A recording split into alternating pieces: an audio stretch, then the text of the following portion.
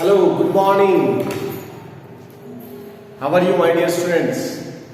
Today in class 11, subject English Literature, we are discussing the theme and important question answers of chapter Luncheon by Somerset Maugham. कुछ लोग इसको मोगम भी पढ़ते हैं, but pronunciation के अगर हम देखें तो इसका जो है मोम सही प्रोनाउंसिएशन है। और स्टोरी बड़ी आयरनिकल और ह्यूमरस है, आप लोगों को अच्छा लगेगा। तो first of all I am going to start with its theme, और we can say the main points of the story.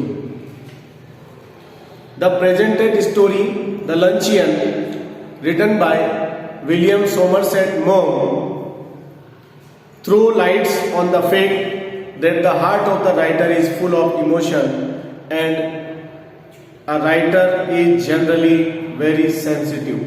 आप जानते हैं राइटर्स जो होते हैं वो बड़े सेंसिटिव होते हैं, इमोशनल भी होते हैं। Here in this story, the speaker imagines his lunch with a beautiful woman who is also graceful in her manner.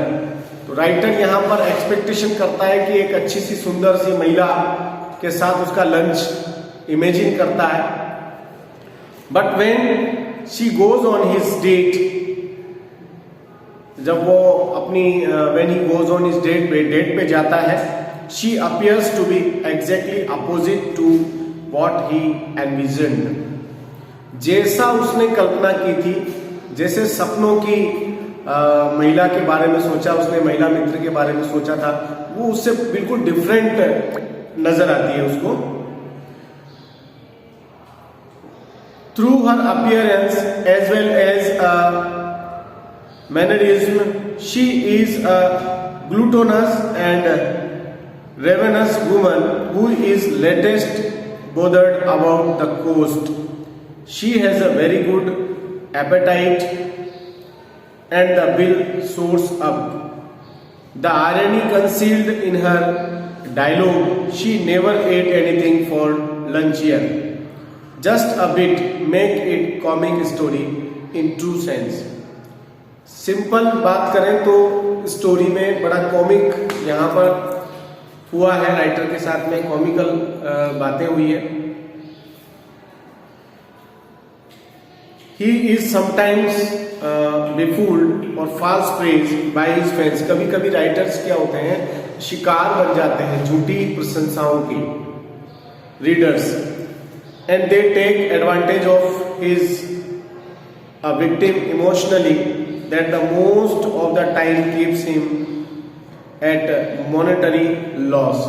कभी कभी राइटर्स जो होते हैं ना, चापलूसी का शिकार हो जाते हैं। कुछ लोग जो है राइटर्स की बहुत ज्यादा तारीफ करते हैं और वो उसका फायदा उठाना चाहते हैं, और इसकी वजह से कभी कभी वो फंस जाते हैं। The other day the narrator is inform by one of his reader friends that she is interested in taking lunch with him. एक लेडी है, उनकी जो प्रशंसक है राइटर की, वो एक इंफॉर्मेशन देती है कि वो उनके साथ लंच करना चाहती है इन एन एक्सपेंसिव रेस्टोरेंट, वो भी एक महंगे रेस्टोरेंट में, where the royal horns frequently being a puppet in the hands of his modesty. तो यहाँ पर जो राइटर है उसको अपनी प्रशंसक के सामने पपेट बनना पड़ता है उसकी इच्छा पूरी करने के लिए। ही yield to the wish of the lady for luncheon, तो वो समर्पण कर देता है लंच के लिए। both of them have lunch in a restaurant, दोनों दोपहर का भोजन एक रेस्टोरेंट में करने के लिए चले जाते हैं। during luncheon she asks for costly dishes and the narrator to resign himself to the wives of the lady, wishes of lady। वो सिर्फ उसकी विश पूरी करने में रह जाता है। वो बड़ी लग्जरी जितने भी प्रकार की डिशेज होती है वहां पर उन सबको ऑर्डर करती है, और वो बिल्कुल नतमस्तक हो जाता है उसके सामने, और मन भी दुखी है लेकिन एक्सप्रेस नहीं कर सकता। Both of them have luncheon in the restaurant. During the luncheon, she asked for the costly dishes, and the narrator has to resign himself to the wishes of the lady.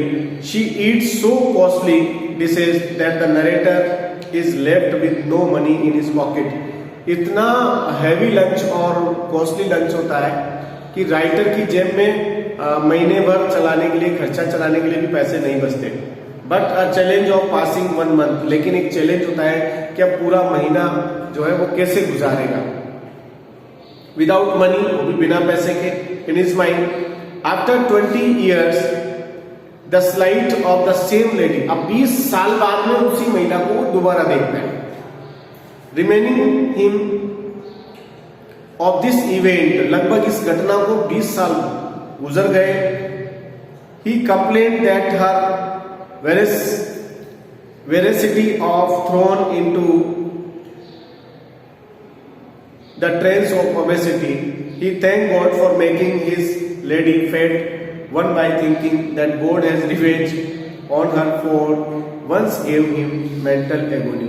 Writer इतने साल बाद जब उसको देखता है तो वो बहुत ज्यादा मोटी हो जाती है, तो भगवान को धन्यवाद देता है कि भगवान धन्यवाद, आपने इस महिला को मेरी तरफ से क्या दिया है, दंड दिया है, कि भगवान आपने मेरा बदला निकाल लिया इसको इतना मोटा करके कि अब वो उसको बहुत परेशानी होती है चलने फिरने में भी, वो मोटापा उसके लिए कष्टकारी हो जाता है.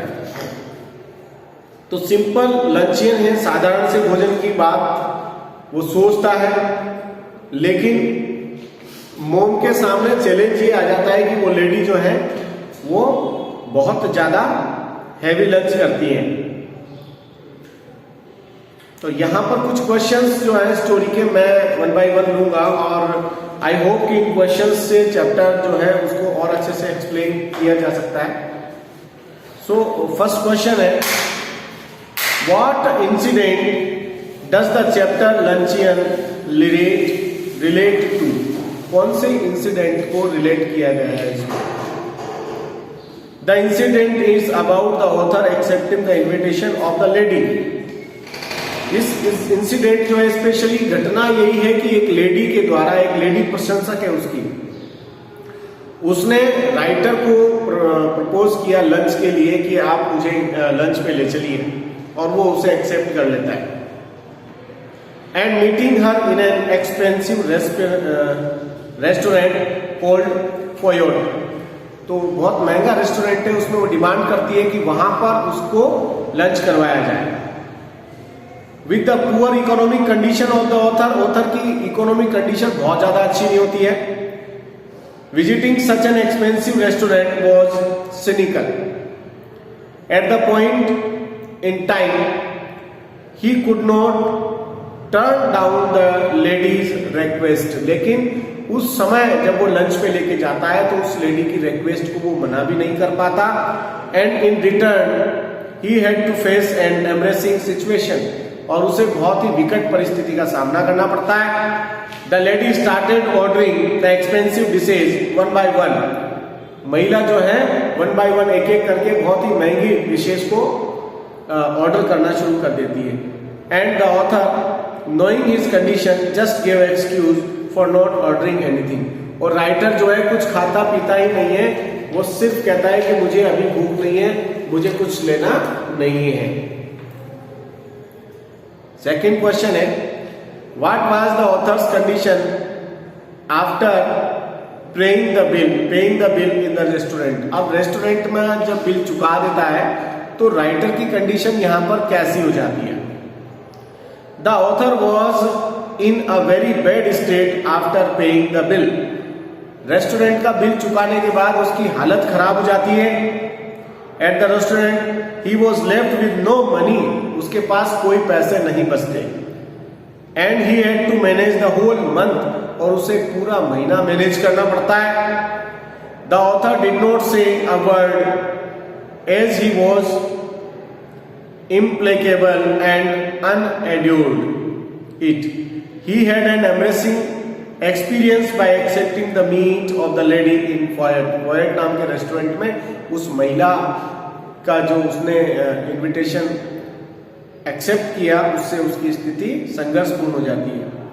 An unforgettable experience for the author, और लेखक के लिए ये अनुभव जो होता है वो बहुत ही अनफॉरगेटेबल होता है, उसे वो भूल नहीं पाता। Why did the author did not order anything in the restaurant?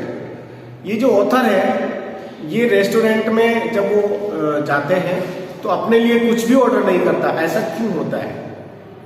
When the author saw the lady ordering the expensive dishes, वो जब देखता है कि महिला जो है बहुत ही एक्सपेंसिव डिशेस को ऑर्डर कर रही थी in the restaurant, he was very cautious and knew what his pocket said, और वो जानता था, वो सावधान हो जाता है कि उसकी पॉकेट उसकी इजाजत नहीं देती।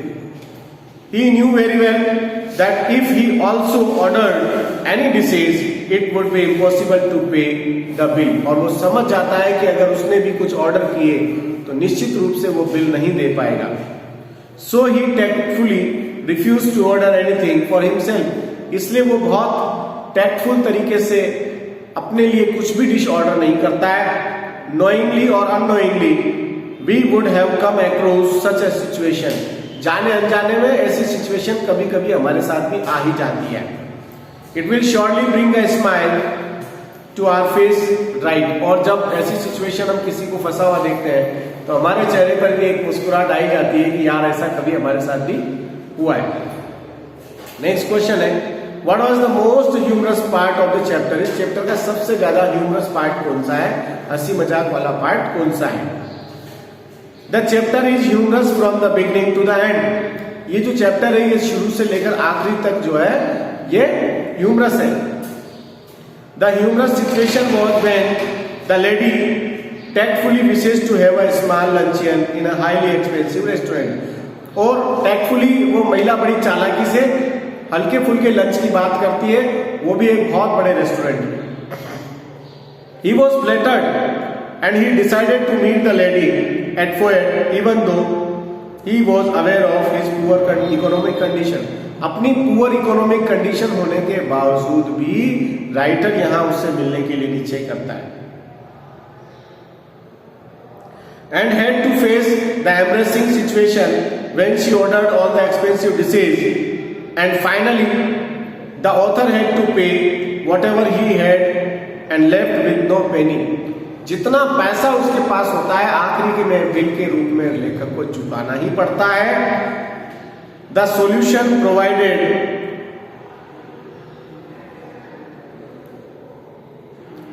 तो यहाँ पर जो सॉल्यूशन हमने दिया है they are very useful to you my dear students, बहुत उपयोगी है आप लोगों के लिए। सो आई होप कि आपको चैप्टर अच्छे से समझ आया होगा। फिर भी अगर कोई बात इसमें समझ नहीं आती है तो आप लोगों के लिए एक एडवाइस है कि आप चैप्टर को पूरा एक बार रीडिंग कर लें एक बार फिर से, और चैप्टर को एंजॉय करें। बहुत अच्छा चैप्टर लिखा है, आयरनिकल चैप्टर है, ऐसा सबके साथ कभी न कभी जीवन में हो जाता है।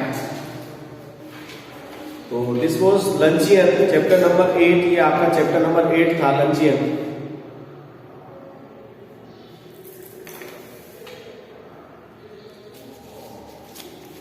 और कुछ इंपॉर्टेंट क्वेश्चंस मैंने आपको डिस्कस कर दिए हैं।